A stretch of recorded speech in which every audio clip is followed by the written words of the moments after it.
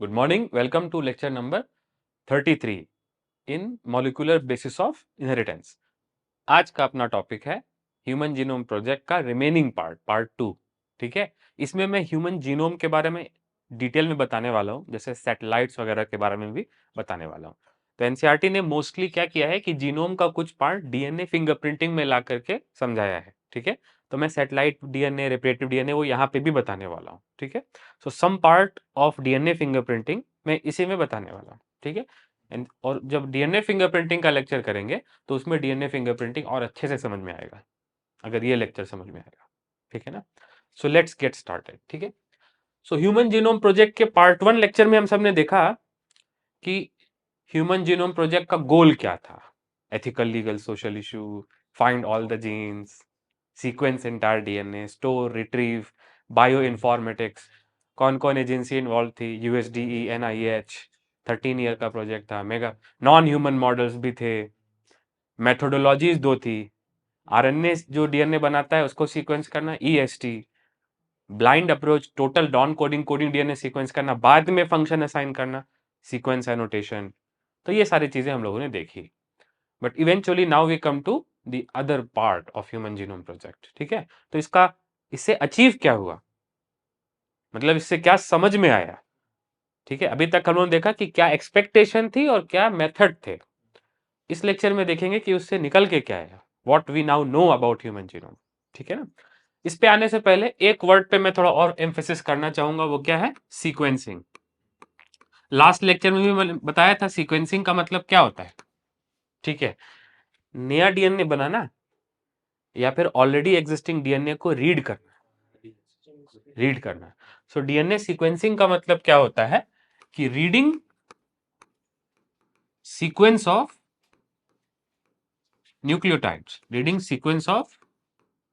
Nucleotides in DNA, उसको read करने को क्या बोलते हैं, बेसिस को रीड करने को क्या बोलते हैं, सीक्वेंसिंग। अब जब भी सीक्वेंसिंग आएगी तो एक साइंटिस्ट का नाम याद होना चाहिए। उस साइंटिस्ट का नाम क्या है, फ्रेडरिक सैंगर। फ्रेडरिक रिच नहीं, फ्रेडरिक। रिच तो एक ही था, मिशर। बाकी ग्रिफिथ भी रिक है और सैंगर भी रिक है, रिच नहीं है, रिच तो एक ही था। ठीक है ना, तो फ्रेडरिक सैंगर। ठीक है, ये गाना गा रहा है या गा चुका है, सैंग। ठीक है, एनीवेज, फ्रेडरिक सैंगर, इन्होंने एक डिवाइस का एक प्रिंसिपल दिया, मतलब एक कंसेप्ट दिया जिसको हम लोग बोलते हैं मतलब एक कंसेप्ट दिया जो अपने सिलेबस में नहीं है, कंसेप्ट ऑफ सीक्वेंसिंग। सीक्वेंस कैसे करना है उसका कंसेप्ट किसने दिया, फ्रेडरिक सैंगर। कंसेप्ट मतलब एक थ्योरी दिया, एक प्रिंसिपल दिया। ठीक है, और इस प्रिंसिपल के बेसिस पे, on the basis of his principle, don't write principle, on the basis of his principle, जो किसने दिया, फ्रेडरिक सैंगर में, एक डिवाइस डेवलप हुआ। Device was developed. सो अब दो बातें हैं, क्या फ्रेडरिक सैंगर ने डिवाइस डेवलप किया, ऐसा नहीं है। फ्रेडरिक सैंगर ने क्या दिया, प्रिंसिपल, और उस बेसिस पे डिवाइस डेवलप हुआ। तो डिवाइस का नाम क्या है, डिवाइस का नाम है ऑटोमेटेड डीएनए सीक्वेंसर्स। ऑटोमेटेड डीएनए सीक्वेंसर्स मतलब ह्यूमन नहीं सीक्वेंस करेगा, कंप्यूटर अल्गोरिदम सीक्वेंस करेगा। उसका नाम क्या है, ऑटोमेटेड डीएनए सीक्वेंसर्स। तो सिंप्लीफाइड वर्जन आप ऐसे याद रख सकते हो, साइंटिस्ट इंपॉर्टेंट है फ्रेडरिक सैंगर। फ्रेडरिक सैंगर ने क्या दिया, रूल या फिर कंसेप्ट या फिर प्रिंसिपल या फिर आइडिया, और उस आइडिया के बेसिस पे एक डिवाइस डेवलप हुआ जिसको क्या बोलेंगे, ऑटोमेटेड डीएनए सीक्वेंसर्स। ठीक है ना, जैसे गाने में होता है सारे गामा पादा निसा, वैसे डीएनए में होता है एटीजीसी जीसीटीए। ठीक है, सो हाँ, तो सीक्वेंस किया, सारे गामा पादा निसा सीक्वेंस किया सैंगर। ठीक है, अच्छा, सैंगर इज ऑल्सो क्रेडिटेड, मतलब सिर्फ डीएनए सीक्वेंसिंग नहीं, ऑल्सो क्रेडिटेड मतलब उन्हीं को क्रेडिट जाता है amino acid sequencing in polypeptide. Amino acid sequencing, जैसे पॉलीपेप्टाइड में भी तो अमीनो एसिड की सीक्वेंस होती है ना, उसको सीक्वेंस करने का मेथड भी किसने दिया था? Frederick Sanger. तो आप जो देख रहे हो ये प्योर हिस्ट्री है, इसमें कुछ ऐसा साइंटिफिक समझाने वाला पॉइंट नहीं है। We don't have to learn about mechanism और प्रिंसिपल ऑफ सीक्वेंसिंग। अपने को बस इतना याद रखना है कि एक साइंटिस्ट है थे फ्रेडरिक सैंगर, उन्होंने कंसेप्ट दिया सीक्वेंसिंग का, और उस कंसेप्ट के बेसिस पे डिवाइस डेवलप हुआ ऑटोमेटेड डीएनए सीक्वेंसर। ऑब्वियसली ये डीएनए सीक्वेंसिंग के लिए है, मतलब ये पॉलीन्यूक्लियोटाइड सीक्वेंसिंग के लिए है, न्यूक्लियोटाइड सीक्वेंस इन पॉलीन्यूक्लियोटाइड। और इन्होंने he did not stop just there, इन्होंने ही न्यूक्लियोटाइड सीक्वेंसिंग भी डिस्कवर करी, मतलब आइडियाज दिए, और इन्होंने ही अमीनो एसिड सीक्वेंसिंग भी डिस्कवर करी। So he is also credited for amino acid sequencing in polypeptide chain, polypeptide chain. ठीक है। सो ह्यूमन जीनोम प्रोजेक्ट में डीएनए को कैसे सीक्वेंस किया गया उसका डिटेल अपने सिलेबस में नहीं है। क्या मालूम होना चाहिए? नंबर 1, सीक्वेंसिंग किसको बोलते हैं? डीएनए सीक्वेंस को रीड करने को बोलते हैं, और फिर उसको स्टोर करना पड़ेगा किसी डिवाइस में, किसी डेटाबेस में। ठीक है। नेक्स्ट, फ्रेडरिक सैंगर ने कंसेप्ट दिया सीक्वेंसिंग का, उस कंसेप्ट के बेसिस पे डिवाइस बना ऑटोमेटेड डीएनए सीक्वेंसर, और उन्होंने ही क्या क्रेडिट की, उनको ही क्रेडिट जाता है किस चीज का? Amino acid sequencing in polypeptide chain का। सो सैंगर सारे का मापादा नहीं सा, और सैंगर ने ही क्या किया? एटीसीजी, सीजीटीए, जीटीएसी, सीजीटीए, और इन्होंने ही क्या किया?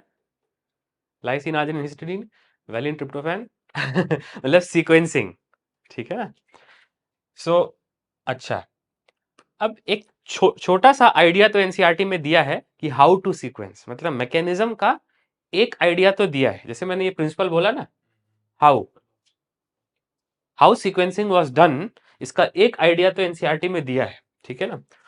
सो हाउ टू सीक्वेंस डीएनए या how to sequence polynucleotide chain, how to sequence DNA, अगर इसका एक आइडिया आपको देना हो तो आइडिया क्या है? आइडिया क्या है? Overlapping regions. क्या?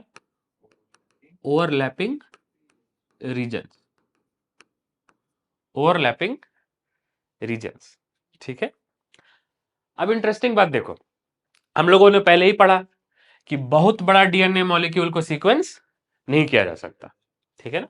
So obviously large DNA fragment है, इसको सीक्वेंस नहीं कर सकते। ठीक है। तो हम लोगों ने पढ़ा कि इसको डाइजेस्ट करते हैं एंडोन्यूक्लियस एंजाइम से, फिर उसकी मल्टीपल कॉपीज बनाते हैं। ठीक है। सो अपने पास क्या आ जाते हैं? स्मॉल फ्रैगमेंट्स आ जाते हैं ना। ठीक है। So large fragments can not be sequence, लेकिन स्मॉल फ्रैगमेंट्स, हाँ, इनको हम लोग सीक्वेंस कर सकते हैं। ठीक है। सो इसके बारे में क्या याद रखना है? लार्ज फ्रैगमेंट के बारे में कैन नॉट बी सीक्वेंस्ड, और ये जो छोटा वाला फ्रैगमेंट है इसके बारे में क्या याद रखना है? Can be sequenced. ठीक है। अब चलो मान लो आप कि इसको सीक्वेंस कर लिया गया। ठीक है ना। तो मान लो इसकी सीक्वेंस पता चल गई, लेट अस से ये फर्स्ट फ्रैगमेंट है, ये सेकंड फ्रैगमेंट है, इन सब की सीक्वेंस पता चल गई। अब सवाल ये है कि इनको अलाइन कैसे करेंगे। ठीक है। तो इस सवाल का ट्रू मतलब है कि ये जो ओवरलैपिंग सेगमेंट्स है ये क्या करेंगे? Helps in aligning. अलाइनिंग आप समझ रहे हो? अरे अपने को थोड़ी मालूम है कि ये कौन सा फ्रैगमेंट है, तीसरा है या चौथा है, अपने को नहीं मालूम है। तो मेरा पॉइंट ये है कि बड़े डीएनए फ्रैगमेंट को सीक्वेंस नहीं कर सकते, लेकिन छोटे डीएनए फ्रैगमेंट को सीक्वेंस कर सकते हैं। लेकिन पता कैसे चलेगा कि ये पहला वाला है, ये दूसरा वाला है, ये तीसरा वाला है? ठीक है ना। तो उसको क्या बोलेंगे? अलाइनिंग। अलाइनिंग मतलब कौन सा फ्रैगमेंट पहला है, कौन सा दूसरा है, कौन सा तीसरा है, इसको क्या बोलेंगे? अलाइनिंग ऑफ डीएनए फ्रैगमेंट या अलाइनिंग ऑफ सीक्वेंस। ठीक है। तो इसकी सीक्वेंस नोन है मगर इसका ऑर्डर नोन नहीं है। इस वाले का सीक्वेंस नोन है मगर इसका ऑर्डर नोन नहीं है। तो सीक्वेंसिंग में एक बहुत इंपॉर्टेंट आइडिया है क्या? अलाइनमेंट। और अलाइनमेंट कैसे होगा? अलाइनमेंट होगा ओवरलैपिंग रीजन से, ठीक है। सो ये जो दो फ्रेगमेंट है, ठीक है, इनको इस तरह से कट किया जाएगा कि इनके बीच में क्या हो?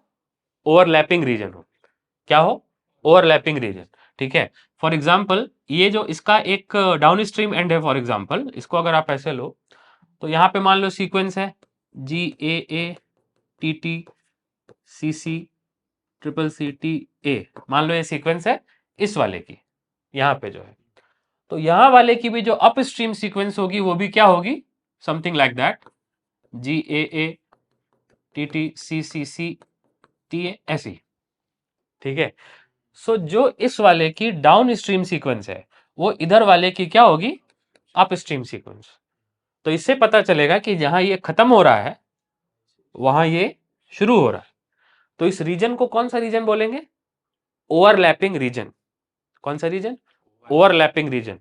तो हम लोग को जो कट करना है डीएनए में, ऐसा कट करना है कि अपने को बार बार क्या मिले? ओवरलैपिंग रीजन्स, ठीक है।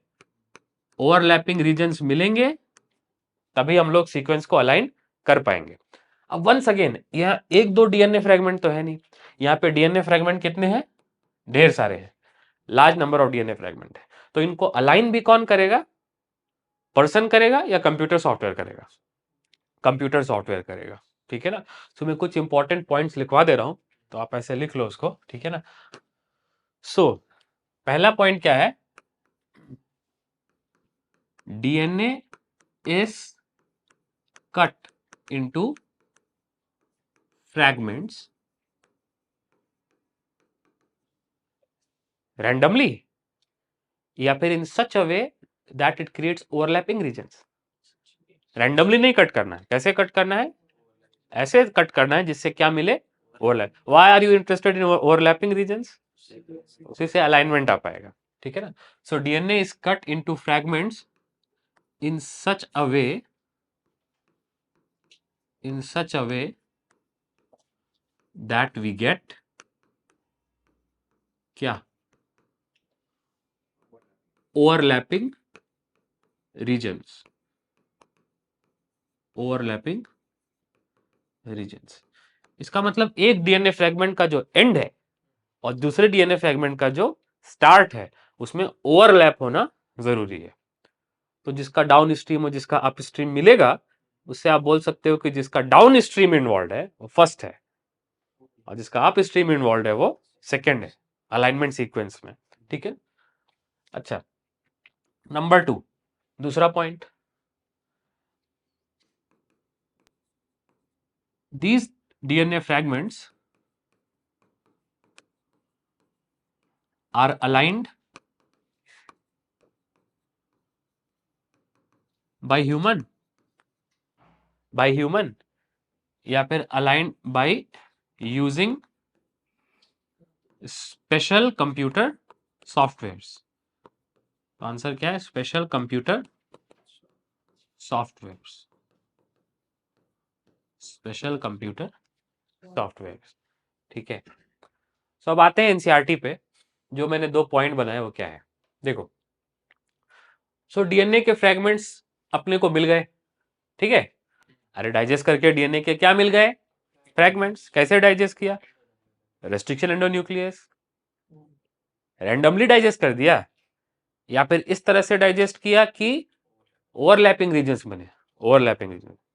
Point clear? Next, these fragments या फिर द फ्रेगमेंट्स, उसको सीक्वेंस कैसे करेंगे, उसको रीड कैसे करेंगे, सारे गामा पादा निशा कैसे करेंगे, ठीक है। एटीजीसी कैसे करेंगे? वे सीक्वेंस यूजिंग ऑटोमेटेड डीएनए सीक्वेंसर्स। अब ये क्या है? एक डिवाइस है। ये क्या है? ये एक डिवाइस है। और ये डिवाइस किस प्रिंसिपल पे काम करता है, किस मेथड पे काम करता है, वो मेथड नहीं पढ़ना है। तो याद रखो कि फ्रेडरिक सैंगर ने क्या दिया? मेथड दिया या फिर प्रिंसिपल दिया, और उस प्रिंसिपल के बेसिस पे एक डिवाइस बना, उसका नाम क्या है? Automated DNA sequencers. तो मेथड किसने दिया, एल्गोरिदम किसने दिया, लॉजिक किसने दिया, प्रिंसिपल किसने दिया, रूल किसने दिया? फ्रेडरिक सैंगर, ठीक है। नेक्स्ट, रिमेंबर, ये यहाँ पे याद रखने की बात है कि Sanger, Frederick Sanger is also credited, can you see NCERT copying यूटीज, is also credited for developing method, मतलब principle for determining amino acid sequence in polypeptides proteins. तो फ्रेडरिक सैंगर जो है, सीक्वेंसिंग में जब भी सीक्वेंसिंग में साइंटिस्ट का नाम आता है, सबसे पहले किसका नाम आता है? फ्रेडरिक सैंगर का, ठीक है, क्योंकि उन्होंने दोनों की सीक्वेंसिंग करी, पॉली न्यूक्लियोटाइड्स की भी और पॉलीपेप्टाइड्स की भी। Automated DNA sequencers work on the basis of principle which was developed by, method which was developed by Frederick Sanger, ठीक है। नेक्स्ट, अब ये तो सीक्वेंसेस है, मतलब ये तो फ्रेगमेंट्स है, अब इनको अरेंज कैसे करोगे? अरेंज के लिए सेकंड बेस्ट वर्ड क्या है? अलाइन कैसे करेंगे, कौन सा पहला फ्रेगमेंट, कौन सा दूसरा फ्रेगमेंट, पॉइंट है ना। So they were arrange based upon some overlapping regions, मतलब उनमें कुछ ना कुछ क्या होना चाहिए? ओवरलैप। अब कॉमन सेंस, जिसका टेल इन्वॉल्व है, मतलब जिसका डाउन स्ट्रीम इन्वॉल्व है ओवरलैपिंग में, वो पहले होगा, फॉर्मर होगा, और जिसका हेड इन्वॉल्व है, अप स्ट्रीम सीक्वेंस इन्वॉल्व है, वो क्या होगा? लेटर होगा सीक्वेंस में, ठीक है ना। Present in them this required generation of overlapping fragments for sequencing, मतलब जो फ्रेगमेंट है उसमें ओवरलैपिंग सीक्वेंस होना ही होगा, अदरवाइज उसको अलाइन नहीं कर सकते। सो सीक्वेंसिंग के बाद ओवरलैपिंग फ्रेगमेंट होना बहुत जरूरी है, अदरवाइज सीक्वेंसिंग इज अननेसेसरी। फिर फ्रेगमेंट की सीक्वेंसिंग हो पाएगी, लेकिन पूरे डीएनए की सीक्वेंस नहीं हो पाएगी unless you have overlapping regions, ठीक है। अब ये ओवरलैपिंग रीजन्स को अलाइन कैसे कर रहे हैं? Was not by human, human तो इतने सारे फ्रेगमेंट को अलाइन नहीं कर सकता क्योंकि एक साथ अलाइन करना है, ठीक है। Therefore specialised computer based programs were developed, मतलब सॉफ्टवेयर या स्पेशलाइज्ड कंप्यूटर बेस्ड प्रोग्राम्स, मतलब क्या है? डिवाइस या सॉफ्टवेयर एल्गोरिथम्स वेयर डेवलप्ड, ठीक है। These sequences were subsequently annotated, मतलब उनका फंक्शन बाद में पता किया गया, इस सीक्वेंस का काम क्या है, इस सीक्वेंस का काम क्या है, क्या बोलते हैं इसको हम लोग? Sequence annotation. तो पहले ब्लाइंड अप्रोच लेके पूरा सीक्वेंस कर लिया और बाद में उसका फंक्शन क्या किया? एनोटेट किया, वेयर यूजिंग, फिर उनको क्या करी गई? पोजीशन असाइन करी गई, किसके ऊपर? क्रोमोसोम के ऊपर, कि वो सीक्वेंस कहां लोकेटेड है। अब वंस अगेन, सीक्वेंस क्रोमोसोम पे कहां लोकेटेड है, मैं एग्जांपल देके आपको बता रहा हूं, I think I should draw this, ठीक है। फॉर एग्जाम्पल मान लेते हैं कि ये एक क्रोमोसोम है, I don't know which chromosome, could be chromosome 1, could be chromosome 2, ठीक है।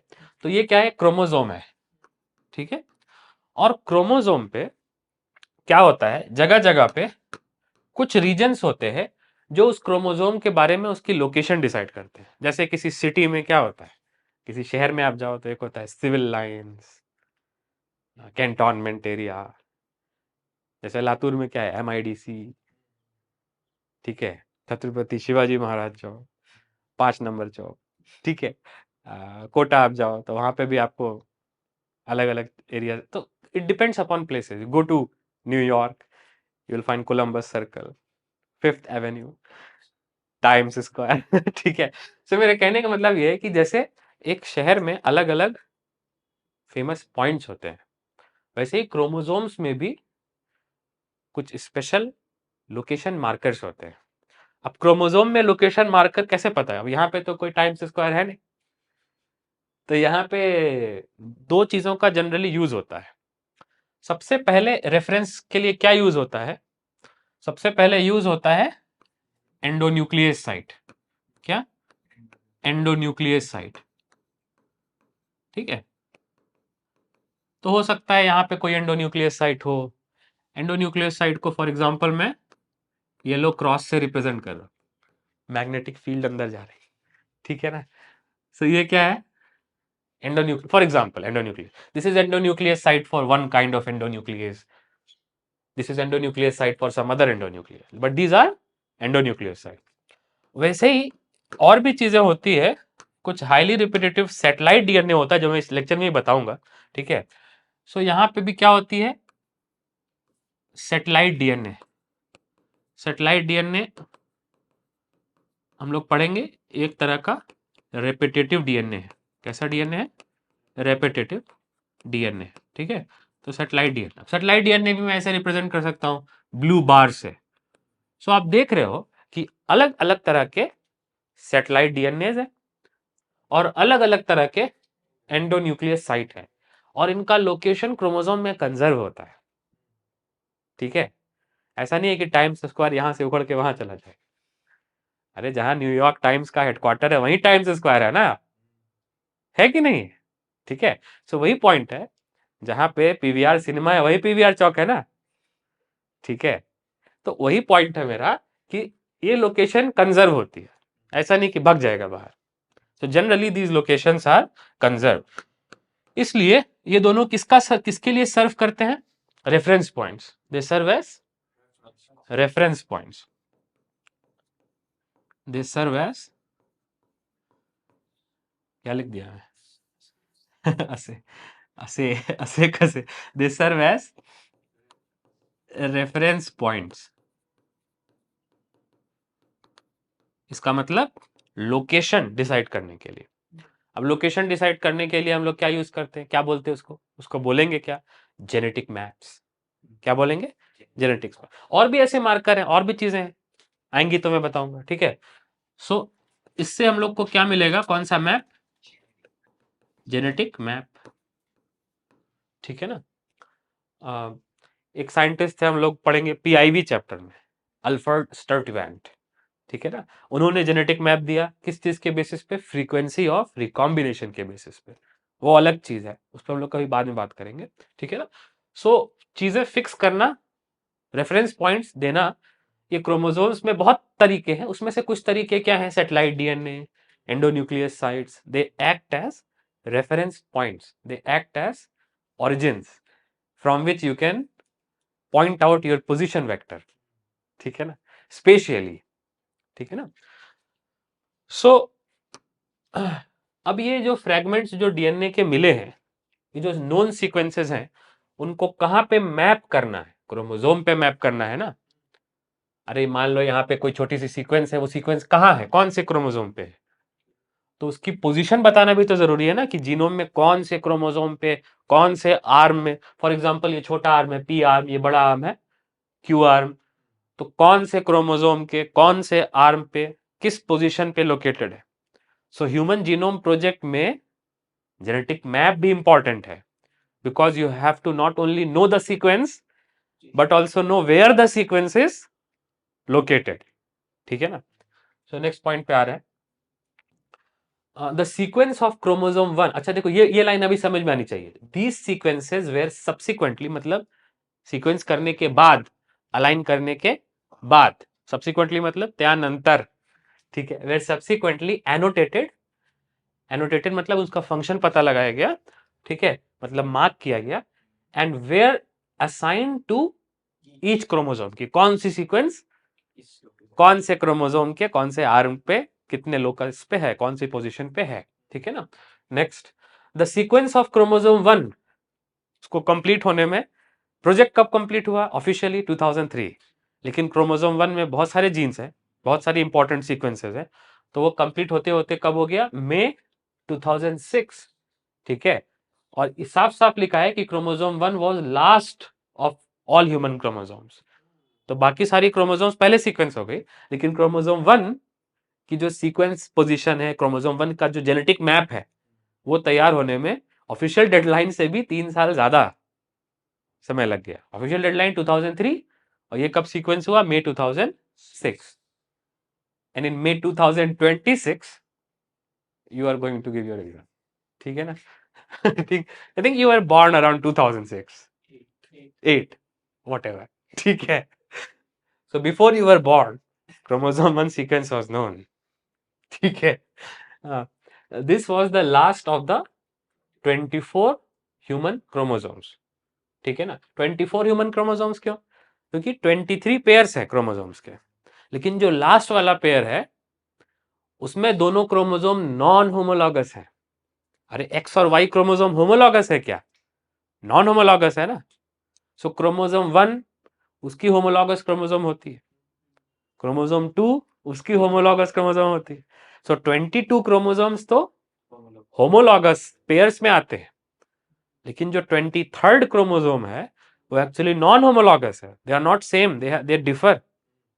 उनमें होमोलॉगस रीजन्स होते हैं but they still differ, they have non homology in it. तो एक्स क्रोमोसोम और वाई क्रोमोसोम को सेपरेटली ट्रीट करेंगे। तो 23rd क्रोमोसोम मान लो कौन सी हो गई एक्स, 24th क्रोमोसोम कौन सी हो गई वाई। ठीक है, सो पूरे ह्यूमन कैरियोटाइप में कितने टाइप्स ऑफ क्रोमोसोम है? It's not 23, it's 24। है ना इंटरेस्टिंग? ठीक है ना। अब देखो, अब ये दीदी है, ठीक है, और ये दीदी का सेल है। अब इसके अंदर से क्या निकली? Chromosome.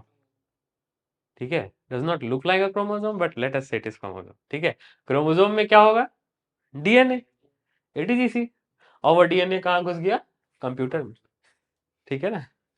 So can you see we have got GTA in computer without getting GTA 6। ठीक है, तो कंप्यूटर में जीटीए है। ठीक है, जीटीए खेला है क्या? नहीं खेला। Your childhood was not awesome because you have not played GTA. ठीक। एनीवेज, दूसरा चैलेंजिंग टास्क क्या था?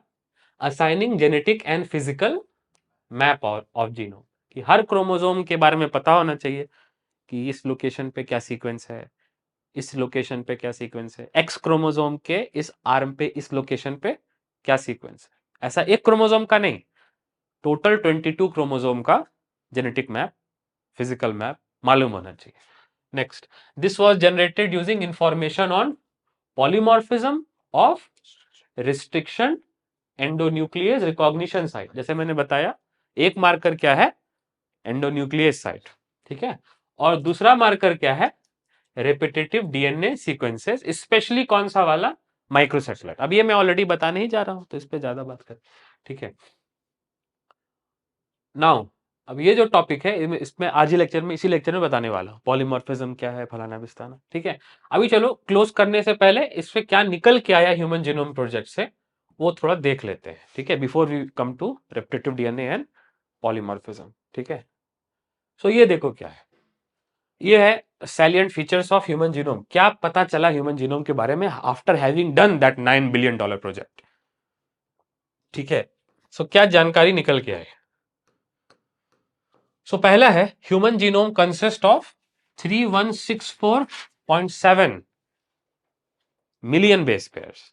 ठीक है, तो इसको आप ऐसे भी बोल सकते हो 3.16, हाँ मतलब if you go to more significant numbers 0.47, ठीक है, billion base pairs.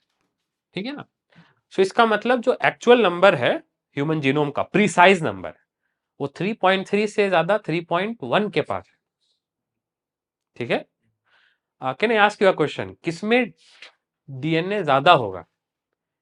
Human mails में या ह्यूमन फीमेल्स में? सेल के अंदर ह्यूमन फीमेल्स में, because human females have 2 copies of X chromosome, X chromosome is larger than Y chromosome. तो person to person DNA थोड़ा थोड़ा वेरी करता है, लेकिन जो प्रिसाइज नंबर है, अगर कोई ऐसे पूछता है डायरेक्ट लूजली तो आप बोल सकते हो 3.3 बिलियन, लेकिन एकदम precisely if you have to choose, तो एचजीपी का नंबर क्या आया? 3.16 बिलियन या फिर 3164.7 मिलियन। ठीक है ना। नेक्स्ट, एवरेज जीन साइज कितनी होती है? 3000 बेसिस की होती है। ठीक है, महीने में कितना पॉकेट मनी मिलता है? नहीं मिलता है, लेट अस से मिलता तो कितना? लेट अस से 3000 रुपीज मिलता है। ठीक है, लेकिन कभी कभी ज्यादा भी मिल सकता है। ठीक है, आई एम जस्ट किडिंग। तो एवरेज जीन साइज कितनी होती है? 3000 बेसिस, मतलब एक जीन की एवरेज साइज कितनी होती है? 3000 basis. But largest human gene कौन सा है? डिस्ट्रोफिन, उसमें कितना है? 2.4 मिलियन बेसिस। अब ये 2.4 वाला जो नंबर है, इसको इस नंबर के साथ कंफ्यूज नहीं करना है। 1.4, 1.4 क्या है? देखो दे आर वेरी सिमिलर, 1.4 2.4, इसलिए कंफ्यूजन हो जाता है। ठीक है, सो 1.4 नंबर किसका है? स्निप का नंबर है। ठीक है, और 2.4 बेस किसका नंबर है? डिस्ट्रोफिन जीन का नंबर है, ठीक है, डिस्ट्रोफिन, ठीक है। ये लोकोमोशन एंड मूवमेंट चैप्टर से रिलेट करता है, मसल सिस्टम का प्रोटीन है, ठीक है ना, डिस्ट्रोफिन। डिस्ट्रोफिन एक प्रोटीन है, ठीक है, और उस प्रोटीन का जो कोडिंग जीन है वो कितने बेसिस का है? 2.4 million bases, 24 lakh, 24 lakhs, Latur का, ठीक है। Anyways, total number of genes, dystrophin is Latur का जीन 2.4, ठीक है। नेक्स्ट पॉइंट इंटरेस्टिंग क्या है कि टोटल नंबर ऑफ जीन्स वो कितना निकल के आया? 30,000, ठीक है। पहले का एक्सपेक्टेशन क्या था? 90,000, 1 लाख, ठीक है ना, 80,000 टू 1,40,000 जीन, ये क्या था? एक्सपेक्टेशन, और ये क्या था? रियलिटी, ठीक है। मान लो तुम डॉक्टर बन गए, अब तुम्हारा पहला इंटर्नशिप जॉब लगा है, तुम्हारी एक्सपेक्टेड सैलरी कितनी है? 80,000 टू 1,40,000, लेकिन सच्चाई है तुम्हें कितना स्टाइपेंड मिलेगा? 30,000। सो ये नंबर बहुत फिट होता है, इसलिए मैं बोल रहा हूँ, ठीक है। सो ये एक्सपेक्टेशन है, इतने जीन एक्सपेक्टेड थे, मगर रियलिटी में अपने पास जीन्स कम, ठीक है, ठीक है। और तो और 99.9% जो सीक्वेंस है वो सारे लोगों में सेम है, मतलब 1% टू अदर पर्सन, ठीक है। Molly and me differ in only 0.1% और लेस, ठीक है। ह्यूमन और चिंपैंजी में सिर्फ 2% सीक्वेंस का अंतर है, ओनली 2%, ठीक है, जस्ट इमेजिन। अच्छा, हम लोग ये तो देख रहे हैं कि 99.9%, लेकिन ये भूल जा रहे हैं 99.9% ऑफ व्हाट? तो उसका आंसर क्या है? 99.9% ऑफ 3 बिलियन ना। तो ठीक है, हम सब 0.1% में ही डिफर करते हैं, लेकिन 0.1% is still millions of basis, क्योंकि 0.1% ऑफ 3 बिलियन ना, 0.1% of 3 billion is still millions of basis, ठीक है। सो ऐसा लग के दिमाग में नहीं आना चाहिए कि हम सब एक हैं, ठीक है, ऐसा नहीं है, ठीक है। हाँ, mostly we are same, but we also differ greatly in terms of our genome. We differ in millions of bases, but our genome is of billions of bases. So the number comes out to be, difference comes out to be 0.1. ठीक है ना? Next, the functions of are unknown for over 50% of discovered genes. Genes known है, मगर उनका function unknown है. Known, unknown. Genes are known, but their functions are unknown. मतलब there is scope for research in genomics. ठीक है ना? Next, उसके बाद क्या आ गया? हाँ, अपने जीनोम का, इस नंबर को आप याद रखना क्योंकि नेक्स्ट उसमें आएगा, ठीक है। Less than 2% of genome codes for protein. तो अब इसको अगर दूसरे लैंग्वेज में, मतलब दूसरे तरह से लिखना हो तो क्या लिखोगे? एटलीस्ट 2% या एज मच एज 2%? एटलीस्ट 2% मतलब मोर देन 2%, एटलीस्ट 2% नहीं, एज मच एज 2%। तो सही लैंग्वेज क्या होनी चाहिए? एज मच एज 2%, ठीक है। एटलीस्ट 2% मतलब हो जाएगा मोर देन 2%, ठीक है ना। Next, repeated sequences make very large portion of human genome. इसमें बारे में मैं बताने वाला हूं, what are repetitive DNA sequences, इसको आप छोड़ दो। रिपीटेटिव डीएनए सीक्वेंसेस डीएनए के स्ट्रेच होते हैं जो कि कई बार रिपीट होते हैं, hundreds of times, thousands of times, ठीक है। उनका कोई डायरेक्ट कोडिंग फंक्शन नहीं है, इसके बारे में मैं बताऊंगा, ठीक है। नेक्स्ट, सबसे ज्यादा जीन्स किसके पास है? क्रोमोसोम 1। जैसे गाड़ी का नंबर, बैंक अकाउंट का नंबर याद हो जाता है, वैसे ये भी याद करना पड़ता है। This is a universal fact, it is not going to change, ठीक है ना। सो क्रोमोसोम 1 का ह्यूमन के 2968 याद करना पड़ेगा, ठीक है। जब मैंने पहला एटीएम कार्ड लिया था तो मैंने उसका पिन यही रखा था, 2968। Just try to remember anyhow, phone का पासवर्ड बना लो 2968, ठीक है ना, so that I can access your phone, ठीक है। और chromosome Y has fewest genes 231, ठीक है। तो एक पासवर्ड बना लो आप, 2968231 हो गया पासवर्ड, वाईफाई का पासवर्ड हो जाएगा, ठीक है ना। 2968 या 2968Y231 आगे हो गया 8 लेटर का पासवर्ड, ठीक है ना। 2968231 ठीक है, ठीक है। Scientist have identified about how many snips, 1.4 million snips. ये स्निप्स क्या है ये सब मैं बताने जा रहा हूं, बट उसके लिए हम लोग को थोड़ा जीनोम को अलग एंगल से समझना पड़ेगा। अगर ये पॉइंट को समझना है, रिपीटिव डीएनए, स्निप, इसको मैं समझाने जा रहा हूं, ठीक है। तो चलो शुरू करते हैं। ह्यूमन जीनोम के बारे में अभी अभी हम सब ने देखा कि ह्यूमन जीनोम का लेस देन 2% कैसा है, कोडिंग। लेस देन 2% कैसा है, कोडिंग, कोडिंग डीएनए। इसका मतलब इसके अंदर क्या है, कोडॉन्स। इसका मतलब ये किसके लिए कोड करता है, codes for proteins, codes for proteins, ठीक है। और दूसरा पॉइंट क्या देखा, अगर लेस देन 2% कोडिंग है so more than 98% non coding है, ठीक है। ऑब्वियसली मोर देन 98% कैसा है, non coding, non coding, clear है। Less than 2% coding, more than 98% non coding, मतलब ये इसके अंदर कोडॉन नहीं है, इसके अंदर अमीनो एसिड बनाने की मतलब प्रोटीन बनाने की इंफॉर्मेशन नहीं है, ठीक है। अब यहां पे कुछ समझना बहुत जरूरी है कि जो अपना कोडिंग डीएनए होता है, जो अपना क्या होता है, coding DNA, C for coding और सी फॉर कंजर्व्ड, ये क्या है, कंजर्व्ड होता है। इसका मतलब दो लोगों में बदलता नहीं है, मेरे में और माली में सेम है। क्या, कौन सा डीएनए, कोडिंग डीएनए। अगर देखा कि कोडिंग डीएनए में छोटा सा म्यूटेशन होता है तो उससे डिजीज होती है। सिकल सेल एनीमिया देखा, एक बेस बदल रहा था, टेम्पलेट का टी बदल के ए हो रहा था, तो उससे डिजीज हो जा रही थी, सिकल सेल एनीमिया। तो ये वाला क्या होता है, कोडिंग वाला कंजर्व होता है, ठीक है। इसका मतलब do not change among individuals, do not change among individuals, दो लोगों में बदलता नहीं है, ठीक है। और जो ग्रेटर देन 98% होता है वो कैसा होता है, नॉन कोडिंग, ठीक है। और ये जो नॉन कोडिंग वाला है ये बदलता है, चेंजेस।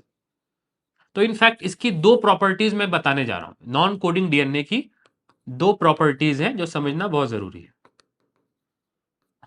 पहली प्रॉपर्टी कौन सी, कि जो नॉन कोडिंग डीएनए है उसमें पॉलीमॉर्फिज्म होता है। क्या होता है, पॉलीमॉर्फिज्म। पॉलीमॉर्फिज्म बस फैंसी वर्ड है, बस इसका सिंपल लैंग्वेज मतलब है कि नहीं बदलता है या बदलता है, बदलता है। दो लोगों में क्या बदलता है, कोडिंग या नॉन कोडिंग, नॉन कोडिंग। मतलब लेस देन 2% या मोर देन 98%, इसमें वेरिएशन है, इस वाले में वेरिएशन नहीं है। ये 2% है लेकिन ये बदलता नहीं है, वो 98% है, वो खूब बदलता है। नेक्स्ट दूसरा वाला क्या है, दूसरी प्रॉपर्टी क्या है कि इसमें पाई जाती है रिपीटेटिव सीक्वेंसेस। कौन सी सीक्वेंसेस, रिपीटेटिव सीक्वेंसेस। तो रिपीटेटिव सीक्वेंसेस मतलब कोई सीक्वेंस होगी जो बार बार रिपीट करेगी, ATC ATC air traffic controller, ATC ATC ATC ATC, छोटी सीक्वेंस है रिपीट कर रही, बड़ी सीक्वेंस भी रिपीट कर सकती है, एटीसीजीटीए एटीसीजीटीए एटीसीजीटीए, और बड़ी सीक्वेंस भी रिपीट कर सकती है, but it will look funny, इसलिए मैं बोलूंगा नहीं। सो पॉइंट क्या है कि जो अपने डीएनए का कोडिंग डीएनए है, अपने जीनोम का कोडिंग डीएनए, वो दो लोगों में बदलता नहीं है क्योंकि वो प्रोटीन को कोड करता है। अगर उसमें चेंज होगा तो प्रोटीन इफेक्ट होगा, इसलिए ये वाला बदलता नहीं है। सबका हीमोग्लोबिन एक जैसा है, सबका कोलेजन एक जैसा है, उसमें म्यूटेशन नहीं है, ठीक है। नेक्स्ट दूसरा वाला कौन सा है, नॉन कोडिंग, जो मेजॉरिटी पार्ट है, और उसमें दो प्रॉपर्टीज देखने के लिए मिलती है। पहली बात कि दो लोगों में या फिर पॉपुलेशन में उसमें वेरिएशन होता है, तो उसको क्या बोलेंगे, पॉलीमॉर्फिज्म, ठीक है। और दूसरी बात कि उसका डीएनए कैसा है, उसमें कौन सी सीक्वेंसेस पाई जाती है, रेपिटेटिव सीक्वेंसेस। अब इसी को मैं दोनों को मैं समझाने जा रहा हूं। तो पहले किस पे बात करेंगे, पॉलीमॉर्फिज्म। ठीक है, पॉलीमॉर्फिज्म किसकी प्रॉपर्टी है, कोडिंग या नॉन कोडिंग, नॉन कोडिंग की प्रॉपर्टी है। ठीक है, सो पहला वाला क्या है, डीएनए पॉलीमॉर्फिज्म।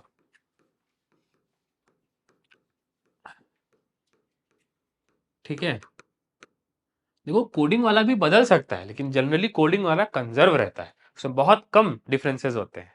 ठीक है, और हाँ, कोडिंग वाला दो स्पीशीज में और दो क्लास में अलग हो सकता है। फॉर एग्जाम्पल मैमल्स और रेप्टाइल्स में अलग हो सकता है क्या, कोडिंग वाला ह्यूमंस और ओरंगोटन में अलग हो सकता है, लेकिन एक स्पीशीज में जनरली कोडिंग वाला कंजर्व होता है। ठीक है, नाउ डीएनए पॉलीमॉर्फिज्म ये किसकी फीचर है, ये किसमें कॉमन है, नॉन कोडिंग में। ठीक है ना, और डीएनए पॉलीमॉर्फिज्म का मतलब है difference at the level of base pair. Difference या फिर डिफरेंस के लिए दूसरा वर्ड क्या है, सिमिलरिटी या variation, variation at the level of क्या, बेस पेयर। बेस पेयर के लेवल पे जो वेरिएशन है उसको क्या बोलेंगे, पॉलीमॉर्फिज्म। अब इसका मैं एग्जांपल दे रहा हूं, इसका मैं एग्जांपल दे रहा हूं, देखो फॉर एग्जांपल पर्सन 1 में जो जीन का फॉर्म है, ठीक है, उसको मैं बोल रहा हूं gene A, gene A regulate some character, और इसकी सीक्वेंस क्या है, ATCG, AGTC, ATTC, whatever. ठीक है ना, तो ये क्या है, gene A is our hypothetical gene. ठीक है ना, शायद ये मैंने पहले भी बताया है कि अगर ये पूरा जीन सेम रहे और इसमें बस एक जगह क्या हो जाए, चेंज हो जाए, दो जगह नहीं, एक जगह एक न्यूक्लियोटाइड बदल जाए। फॉर एग्जांपल यहां पे सी की जगह क्या लग गया है, टी। ठीक है, सो एक न्यूक्लियोटाइड बदल गया है, तो इसको हम लोग क्या बोलेंगे, सिंगल न्यूक्लियोटाइड पॉलीमॉर्फिज्म। क्या बोलेंगे, single nucleotide polymorph, SNP, single nucleotide polymorphism. लेकिन इसको प्रोनाउंस कैसे करते हैं, स्निप्स, स्नैप्स नहीं, स्निप्स। ठीक है ना, तो SNPs also known as SNPs, they stand for single nucleotide polymorphism. अब आप मुझे बताओ कि ह्यूमन जीनोम में कितनी जगह ऐसा देखा जाता है कि एक न्यूक्लियोटाइड अलग है, 1.4 मिलियन इंस्टेंसेस। ठीक है ना, सो इसकी फ्रीक्वेंसी क्या है, 1.4 मिलियन। ठीक है, किसमें, ह्यूमन जीनोम, ह्यूमन जीनोम। अगर एक न्यूक्लियोटाइड का अंतर है तो उसको क्या बोलेंगे, सिंगल न्यूक्लियोटाइड पॉलीमॉर्फिज्म। अब मैं इसको शो भी करता हूं, एनसीईआरटी में दिया है, जहां फीचर्स दिया है, यही वाला पॉइंट था ना कि scientists have identified about 1.4 million, 14 lakh locations जहां पे सिंगल बेस डीएनए में डिफरेंसेस है, उसको हम लोग क्या बोलते हैं, सिंगल न्यूक्लियोटाइड पॉलीमॉर्फिज्म। उनको प्रोनाउंस कैसे करते हैं, स्निप्स, ह्यूमंस में। ये इंफॉर्मेशन प्रॉमिस करता है to revolutionise the process of finding chromosomal locations. मतलब स्निप्स की लोकेशन अगर पता है तो उसका रेफरेंस वैल्यू है, मतलब उस लोकेशन पे हम लोग उसको as a reference point use कर सकते हैं ऑन क्रोमोसोम। जैसे हम लोग अपने स्ट्रीट्स में, अपने मोहल्ले में लोकेशन फिक्स करते हैं ना, कावा नाका, रेनापुर नाका, ठीक है, वैसे। ठीक है, डिजीज एसोसिएटेड, हाँ, मतलब just to trace human ancestry, क्योंकि ये सारे जो पॉलीमॉर्फिज्म है जनरली ये क्या होते हैं, इनहेरिट होते हैं, मतलब पेरेंट से प्रोजनी में जाते हैं। अरे पेरेंट से प्रोजनी में डीएनए आ रहा है ना, तो पॉलीमॉर्फिज्म छोड़ के आएगा क्या, या पॉलीमॉर्फिज्म लेके आएगा, पॉलीमॉर्फिज्म लेके आएगा। अब आप मुझे एक बात बताओ, अगर कोई बोले कि ये पॉलीमॉर्फिज्म कैसे हैं, तो आर दे जनरली इनहेरिटेबल या हेरिटेबल, हेरिटेबल, क्योंकि बॉडी के हर सेल में है ना। तो ये सिंगल न्यूक्लियोटाइड, ये जो पॉलीमॉर्फिज्म है, ये जनरली कैसे होते हैं, हेरिटेबल। ठीक है, दे आर हेरिटेबल। और इसका कॉस्ट क्या है, पॉलीमॉर्फिज्म्स आर इनहेरिटेबल या हेरिटेबल, हेरिटेबल। अरे बॉडी के हर सेल में है, तो जर्म लाइन सेल में भी होंगे, गैमीट्स में भी होंगे, तो पॉलीमॉर्फिज्म्स आर हेरिटेबल, फादर से डॉटर में, सन में, मदर से डॉटर से सन में जाते हैं। ठीक है। अच्छा, एक पॉइंट और कि इसका कॉज क्या है पॉलीमॉर्फिज्म का। So obviously they are caused by mutation. ठीक है ना। ऐसा भी हो सकता है कि डीएनए दो लेवल पे डिफर करता हो। ठीक है। फॉर एग्जाम्पल डीएनए क्या है, ये दो लेवल पे डिफर करता हो। फॉर एग्जाम्पल टी पे तो डिफर कर ही रहा है, और यहाँ पे इस लोकेशन पे भी डिफर करने लगे। फॉर एग्जाम्पल यहाँ पे कुछ और हो जाए, जी हो जाए। ठीक है। So as you can see कि ओरिजिनल वाले जीन ए से ये वाला जो वेरिएंट है, इसको हम लोग क्या बोल सकते हैं, लेट अस से वेरिएंट 1। वेरिएंट 1 कैसा है, सिंगल न्यूक्लियोटाइड पॉलीमॉर्फिज्म। ठीक है। लेकिन अगर आप वेरिएंट 2 देखो तो उसमें दो जगह पे अंतर है, मतलब पास पास। वो अंतर एकदम बगल में भी हो सकता है और थोड़ा जस्ट पास में भी हो सकता है। सो लूजली इसको आप क्या बोलोगे कि इस स्ट्रेच में एक न्यूक्लियोटाइड में पॉलीमॉर्फिज्म है, या दो में पॉलीमॉर्फिज्म है, दो में, तीन में भी हो सकता है। लेकिन सबसे ज्यादा कॉमन कौन सा वाला है, सिंगल न्यूक्लियोटाइड पॉलीमॉर्फिज्म। सो हम लोग नेक्स्ट पॉइंट क्या लिखेंगे, most common type of polymorphism in human genome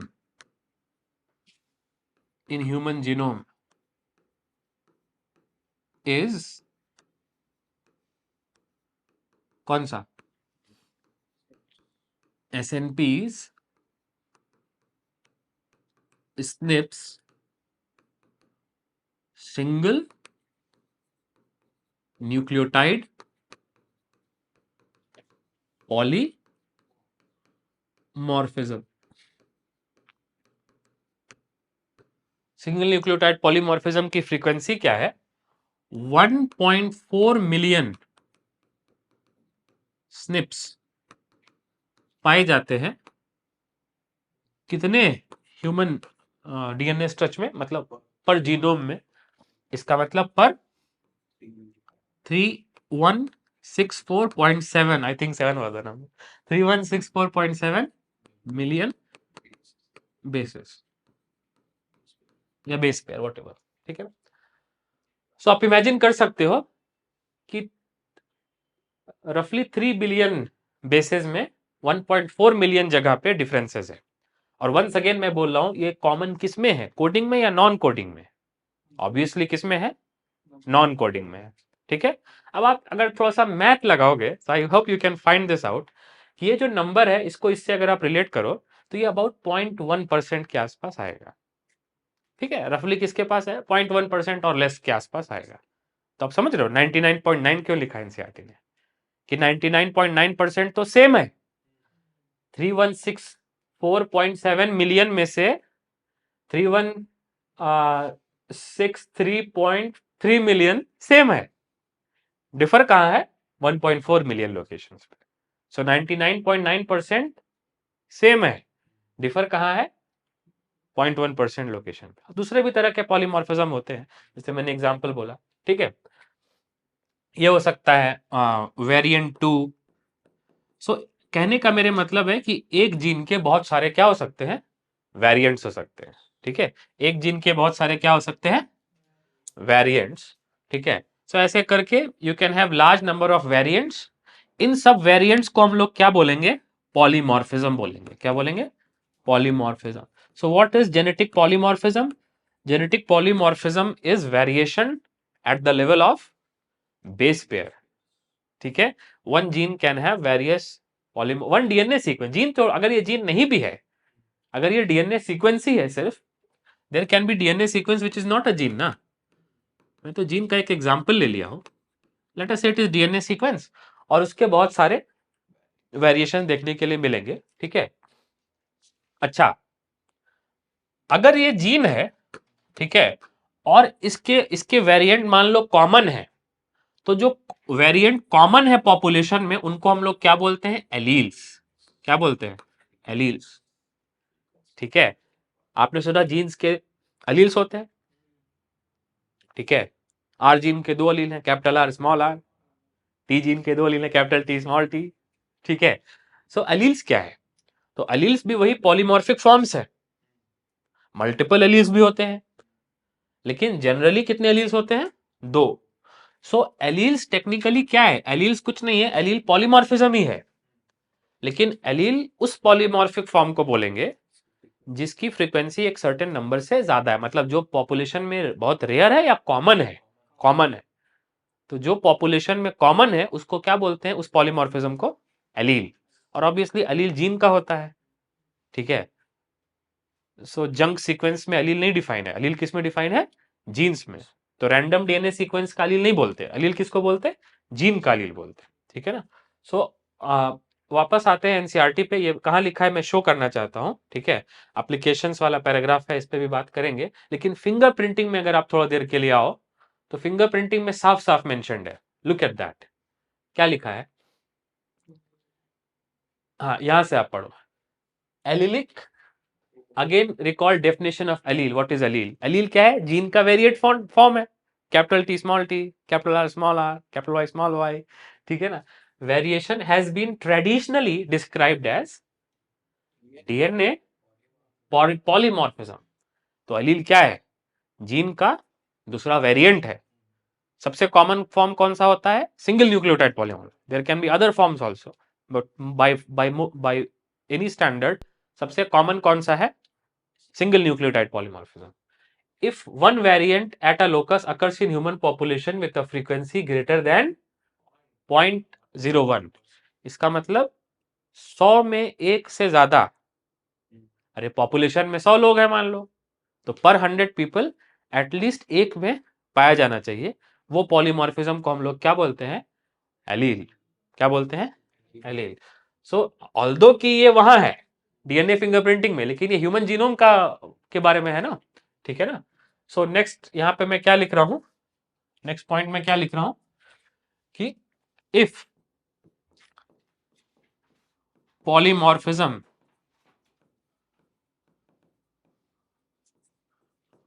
of a gene is rare या common, is common in population, अगर वो पॉपुलेशन में पॉलीमॉर्फिज्म वो कॉमन है, ठीक है। If polymorphism of a gene, मतलब if variant of a gene is common in population, कितना कॉमन है? Frequency greater than 0.01। इसका मतलब क्या है? ग्रेटर देन 1 in 100 इंडिविजुअल्स, है ना। अगर 100 में से पर 100 पीपल में से एक से ज्यादा में वो पाया जाता है तो उसको हम लोग सिंपल पॉलीमॉर्फिज्म बोलेंगे या जीन का एलील बोलेंगे? Allele.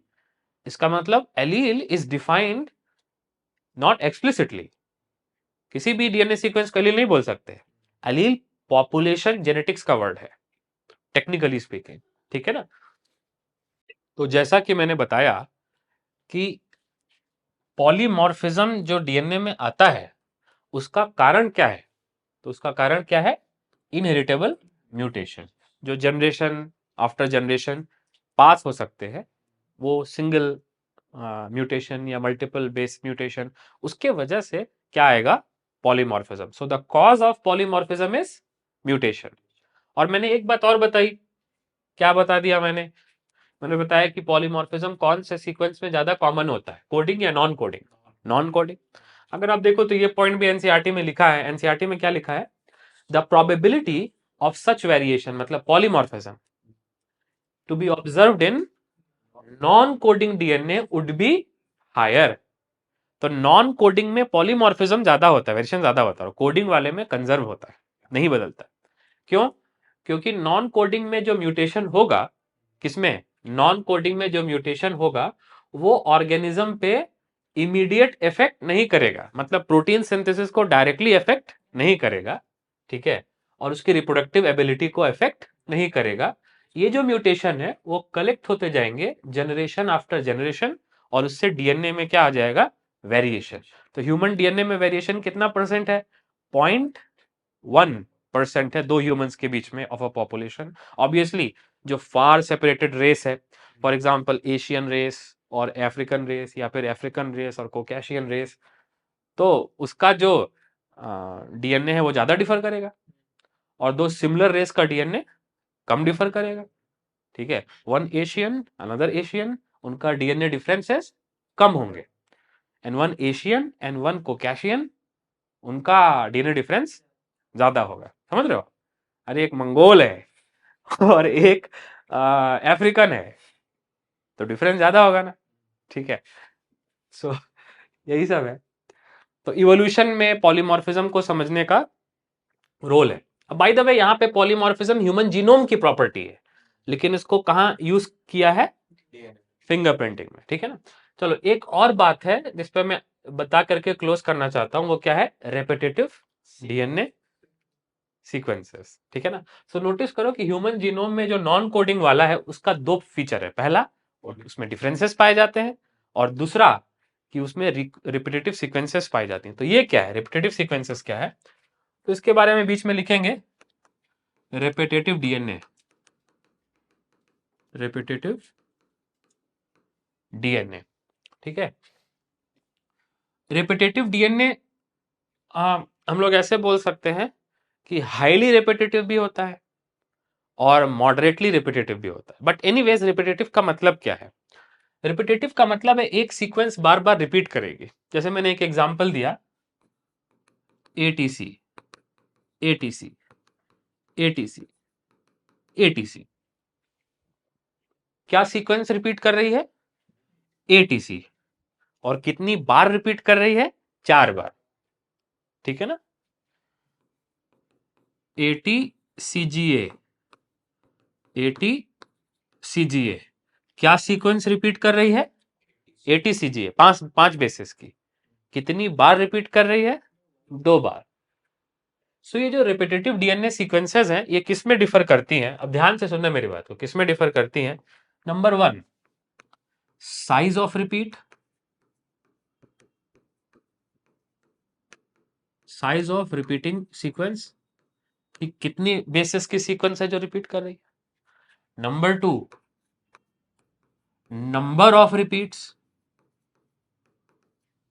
Number of repeats, number of repeat मतलब फ्रीक्वेंसी, कितनी बार रिपीट कर रही है। ठीक है ना। लोकेशन ऑन क्रोमोसोम, ठीक है, लोकेशन ऑन क्रोमोसोम। ठीक है, और लास्ट में एक जो सबसे इंपॉर्टेंट है, मैं ऊपर लिख दे रहा हूं। ठीक है, they also differ in base composition, they also differ in base composition. तो बेस कंपोजिशन की वजह से इनको दो ग्रुप में डिवाइड कर सकते हैं। पहला कौन सा? एटी रिच, और दूसरा कौन सा? GC rich.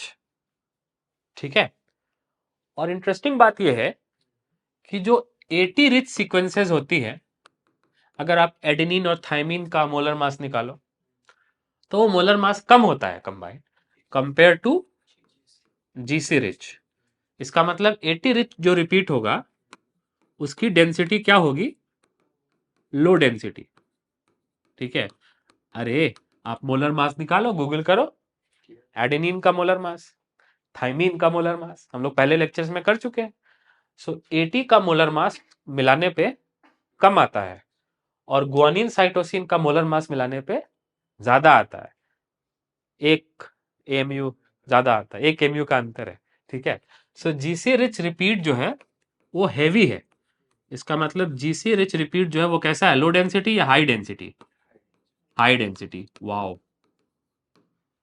ठीक है, so AT rich repeat low density है और GC rich repeat high density है। सो रिपीटेटिव डीएनए में क्या देखने के लिए मिलेगा?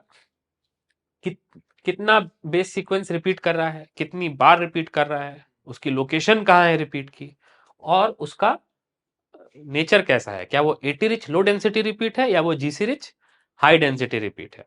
ठीक है, सो इंटरेस्टिंग बात इसमें दो काम की है रिपीटेटिव डीएनए की, कि अगर इसको समझा जाए, if we try to classify it, तो रिपीटेटिव डीएनए को हम लोग दो और नाम से बुलाते हैं, इसको हम लोग बोलते हैं टैंडम रिपीट्स। क्या बोलते हैं? Tandem repeats. और दूसरा इनका नाम है सैटेलाइट्स। सैटेलाइट्स, ठीक। रिपीटेटिव डीएनए जो कि नॉन कोडिंग डीएनए का फीचर है, उसकी दो इंपॉर्टेंट फीचर्स है। पहला कौन सा फीचर है? Tandem repeat. दूसरा क्या है? सैटेलाइट। अब इसको टैंडम रिपीट क्यों बोलते हैं? टैंडम रिपीट इसलिए बोलते हैं क्योंकि बोथ स्ट्रैंड्स पे रिपीट होता है, इसलिए क्या बोलते हैं? Tandem repeat. ऑब्वियसली आप गेस कर सकते हो, you can easily guess this, कि अगर एक स्ट्रैंड रिपीट हो रहा है डीएनए का एटीसी एटीसी एटीसी एटीसी, तो दूसरा स्ट्रैंड रिपीट होगा टीएजी टीएजी टीएजी टीएजी। होगा कि नहीं होगा? एक स्ट्रैंड रिपीट हो रहा है एटीसीजीए एटीसीजीए, तो दूसरा वाला रिपीट होगा टीएजीसीटी टीएजीसीटी। तो कॉम्प्लीमेंटैरिटी है ना। तो जैसे आप बाइसिकल चलाते हो, all of us have ridden a bicycle, तो एक पेडल आगे जाती है, दूसरी पेडल पीछे आती है, उसको हम लोग बोलते हैं टैंडम। मतलब दोनों में क्या है? एक कोरिलेशन है, एक पेडल आगे गई तो एक पीछे आई, ठीक है ना। So bicycle pedals are in tandem. This is a nice tram dance, ठीक है ना। तो पॉइंट यही है कि bicycle pedals are in tandem, एक आगे एक पीछे गई। तो वैसे ही एक स्ट्रैंड रिपीट किया तो दूसरा भी रिपीट करेगा, इसलिए रिपीट्स को हम लोग क्या बोलते हैं? Tandem repeats. Repeats are always in tandem because both strands repeat, therefore repetitive DNA are called tandem repeats, ठीक है। नेक्स्ट, इनको सैटेलाइट क्यों बोलते हैं? तो सैटेलाइट बोलने का रीजन जो है वो है डेंसिटी। वो क्या है? डेंसिटी, ठीक है। सो ध्यान से देखना इस बात को। मान लो ये टेस्ट ट्यूब है, I am drawing a very good looking test tube. ये टेस्ट ट्यूब है, ठीक है। और ये जो डेंसिटी आएगी सेंट्रिफिकेशन करने पे, ये किसकी डेंसिटी आएगी? इसको हम लोग बोलते हैं बल्क डीएनए। क्या बोलते हैं? Bulk DNA. बल्क डीएनए की डेंसिटी अलग है, ठीक है। और जो जीसी रिच रिपीट होंगे वो हैवी होंगे। तो हैवी कौन होता है? जो घुमाने पे नीचे चला जाए। अरे सेंट्रिफिकेशन के बाद, डेंसिटी ग्रेडियंट सेंट्रिफिकेशन के बाद जीसी रिच रिपीट कहां चला जाएगा? नीचे। तो ये कौन सा रिपीट आएगा? GC rich repeats. ये नीचे क्यों है? क्योंकि डेंसिटी ज्यादा है। तो इसको क्या बोलेंगे? लो डेंसिटी या high density? High density obviously. और दूसरा कौन सा है? ये वाला कौन सा है? Eighty rich repeat. और ये कैसा है? Low density. ये ऊपर है, लो डेंसिटी ये ऊपर है, ठीक है। ये कौन सा प्रोसेस है जिसमें बल्क डीएनए से दोनों अलग हो गए? सेंट्रिफिकेशन ना। हम लोगों ने पढ़ा ना मेसेल्सन-स्टाल एक्सपेरिमेंट, गोल गोल घुमाने को क्या बोलते हैं? सेंट्रिफिकेशन। उसमें डाउनवर्ड फोर्स कौन सी लगती है? Centrifugal force. सेंट्रीफ्यूगल फोर्स लगती है ना। सो इंटरेस्टिंग पॉइंट ये है कि फॉर एग्जांपल मान लो ये अर्थ है, ये अर्थ है, ठीक है। और इसके बाजू में ये मून है, ठीक है। अर्थ है, ये मून है, मून अर्थ के ऑर्बिट में है। सो मून जो है वो अर्थ का क्या है? सैटेलाइट। क्यों? क्योंकि जब एक बड़े के पास में उसका एक छोटा होता है, उसको क्या बोलते हैं? उसका सैटेलाइट। एक होता है मेन गुंडा और एक होता है उसका राइट हैंड, उसका लेफ्ट हैंड। तो इसको क्या बोलते हैं? सैटेलाइट, ठीक है। हमारे आसपास बहुत सारे सैटेलाइट्स भी होते हैं, ठीक है। सो पॉइंट क्या है कि ये मेन है और इसके आजू बाजू में जो है वो क्या है? सैटेलाइट। सो जरा नोटिस करो, बल्क डीएनए क्या है? मेन है। और डेंसिटी ग्रेडियंट सेपरेशन करने पे ये क्या हो गए? अलग हो गए। तो ये बल्क डीएनए के क्या है? सैटेलाइट्स, ठीक है। तो इसको भी क्या बोलेंगे? सैटेलाइट। और इसको भी क्या बोलेंगे? सैटेलाइट। तो आप समझ रहे हो कि बल्क की रिपीटेटिव डीएनए को सैटेलाइट क्यों बोलते हैं? क्योंकि उसकी डेंसिटी बेस कंपोजिशन वाइज अलग होती है। किससे? बल्क डीएनए से। अगर एटी रिच रिपीट है तो वो बल्क डीएनए से लो डेंसिटी का होगा। अगर जीसी रिच रिपीट है तो बल्क डीएनए से हाई डेंसिटी का होगा, तो बल्क डीएनए का क्या होगा, सैटेलाइट। ठीक है, सो इंटरेस्टिंग पॉइंट ये है कि इसी को रिपीटेटिव डीएनए बोलते हैं, उसी को टैंडम रिपीट्स बोलते हैं लूजली, और उसी को क्या बोलते हैं, सैटेलाइट डीएनए। ठीक है, सैटेलाइट क्यों बोलते हैं, क्योंकि ये डेंसिटी इसकी यूनिक है और ये बल्क डीएनए से क्या हो जाता है, सेपरेट। सो सैटेलाइट क्यों बोलते हैं, because repetitive DNA separates from कौन सा डीएनए, बल्क डीएनए, अपॉन क्या करने पे, density gradient centrifugation, density gradient centrifugation.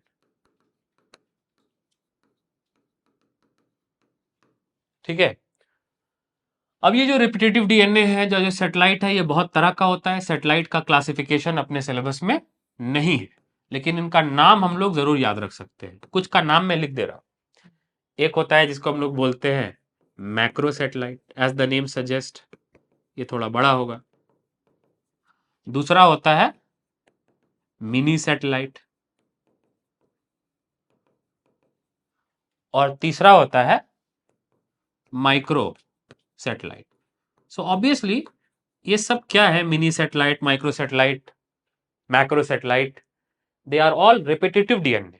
तो ये तीनों ही, चाहे मैक्रो सैटेलाइट हो, चाहे मिनी सैटेलाइट हो, या माइक्रो सैटेलाइट हो, ये तीनों ही क्या है, दे आर रिपीटेटिव डीएनए। ठीक है, ऑब्वियसली ये थोड़ा बड़ा होगा, लेट अस से लॉन्ग टैंडम रिपीट्स, ये थोड़ा छोटा होगा, लेट अस से शॉर्ट टैंडम रिपीट्स। ठीक है ना, और जो मिनी सैटेलाइट है, इसका एक एग्जाम्पल है, इसका एक एग्जाम्पल है, उसका नाम क्या है, VNTR। So VNTR is nothing but a type of mini satellite. ठीक है ना, तो इसका नाम क्या है, फुल फॉर्म क्या है, variable number of tandem repeats. ठीक है, और इसकी साइज क्या होती है, कितनी बार इसमें रिपीट होता है, कितना बड़ा फ्रेगमेंट होता है रिपीट का, तो इसका साइज भी एनसीईआरटी में लिखा है, कितना होता है, 0.1 किलो बेसिस से लेके 20 किलो बेसिस। किलो मतलब 1000 होता है, तो इसको आप ऐसे भी लिख सकते हो, दैट इज 100 to 20,000 बेसिस का होता है, कौन, VNTR। और VNTR में very high degree of polymorphism होता है। ठीक है, मतलब ये दो लोगों में बहुत बदलता है। ठीक है ना, तो ये बायोमेट्रिक से फिंगरप्रिंट है ना, ये दो लोगों में बदलता है। आयरिस है ना, वो दो लोगों में बदलता है, लेकिन VNTR सबसे ज्यादा वेरिएशन शो करता है दो लोगों में, पॉपुलेशन में। सो इस पे क्या याद रखना है, दे show very high degree of polymorphism. एक तो रिपीटेटिव डीएनए सीक्वेंस है, और दूसरे उसमें दो लोगों में बहुत ज्यादा क्या है, वेरिएशन। अब आप मुझे एक बात बताओ, VNTR डीएनए फिंगरप्रिंटिंग में क्यों यूज होता है, मतलब पर्सन को आइडेंटिफाई करने के लिए फ्रॉम इट्स सेल्स, पर्सन को आइडेंटिफाई करने के लिए क्यों यूज होता है, जो कि डीएनए फिंगरप्रिंटिंग नेक्स्ट लेक्चर में पढ़ेंगे। लेकिन why DNA fingerprinting uses VNTR, क्योंकि इसमें रिपीट है इसलिए, या फिर ये दो लोगों में यूनिक है इसलिए, दो लोगों में यूनिक है इसलिए। Why do we use fingerprint to unlock phone, या फिर face ID to unlock phone, क्योंकि दो लोगों में यूनिक है। अगर अपना फोन पापा के या मम्मी के फिंगरप्रिंट से खुल जाता तो बहुत दिक्कत होता है, पॉइंट है ना। ठीक है, दो लोगों में डिफर करता है, तो आइडेंटिफायर है, पर्सन का आइडेंटिफायर है। ठीक है ना, so very high degree of polymorphism, therefore therefore ये क्या हो गया, आइडेंटिफायर हो गया। इसका मतलब identifier is technical word, simple word क्या हो जाएगा, यूनिक, दो लोगों में यूनिक है, इसलिए therefore VNTR is used in DNA fingerprinting. एक बात और बताओ, दो लोगों में तो अलग होगा, लेकिन पेरेंट से प्रोजेनी में अलग होगा या थोड़ा बहुत सिमिलर होगा, थोड़ा बहुत सिमिलर होगा। ठीक है। अरे ये सब कहाँ से आ रहा है? सब पेरेंट्स से ही तो आ रहा है। सब रिपीटेटिव डीएनए हम ही ने पैदा किया क्या, या पेरेंट से आया? पेरेंट से आया। सो इसका मतलब इसमें कौन सा पॉलीमॉर्फिज्म है? हेरिटेबल पॉलीमॉर्फिज्म है। पॉपुलेशन में दो लोगों में जनरली डिफर करता है, लेकिन पेरेंट से प्रोजनी में तो आता है। ये पॉइंट आप समझ रहे हो नहीं समझ रहे हो? सो पॉलीमॉर्फिज्म भी है, और किस तरह का पॉलीमॉर्फिज्म है? हेरिटेबल पॉलीमॉर्फिज्म है। तो वीएनटीआर सिर्फ उन्हीं दो लोगों में सेम होगा जो मोनोजाइगोटिक ट्विंस होंगे, उन्हीं में सेम होगा। ठीक है, इनको बोलते हैं आइडेंटिकल ट्विंस। उन्हीं में वीएनटीआर सेम होगा। उनमें फिंगरप्रिंट अलग होगा क्योंकि ये एक्वायर्ड है, लेकिन उनमें वीएनटीआर सेम हो, आइडेंटिकल ट्विंस। ठीक है ना? तो ये सब बातें अपने को समझनी जरूरी है। तो मैंने देखो क्या बताया, फिर से एक बार क्लोज कर रहा हूं ये बता करके कि ह्यूमन जीनोम में लेस देन 2% डीएनए प्रोटीन बनाता है, और ये दो लोगों में सेम सेम होता है। लेकिन मेजॉरिटी डीएनए प्रोटीन नहीं बनाता है। उसकी दो प्रॉपर्टीज है। पहली properties is polymorphism, and second property is repetitive sequences. Repetitive sequences are also called tandem repeats loosely, या फिर they are also called satellite DNA. Why they are called satellite DNA? Because they separate from bulk DNA upon density gradient centrifugation. ये कहाँ लिखा है? ठीक है, तुमको अपने टीचर से सवाल पूछना चाहिए, कहाँ लिखा है, किस किताब में लिखा है?